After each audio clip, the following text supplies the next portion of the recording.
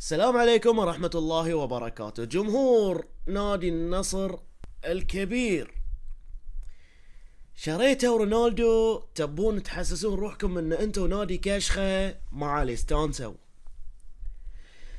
تعدل بروفايلك في الانستغرام حلوين، لكن تكذب في البروفايل هذه جديدة.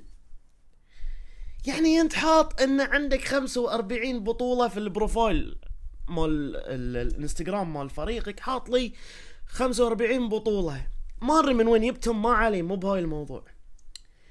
حاط لي 17 بطولة دوري، من متى جبتهم؟ وانت عندك 9 بطولات دوري، 9 بطولات، حاط لي 17.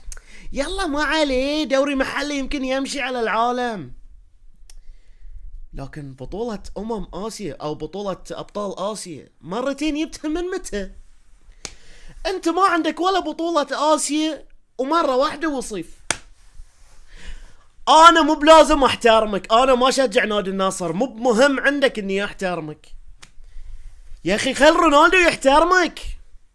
رونالدو ما يبيك تكذب. رونالدو ترى في الأخير مو بياي عشان بطولاتك وعراقتك، رونالدو جاي عشان الراتب الزين. ليش تكذب؟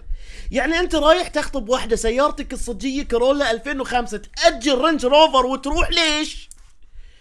تخطبها بالاجار، ليش؟ عقب شهر العسل بيبين الصج. تبي رونالدو ترد بيت اهلها؟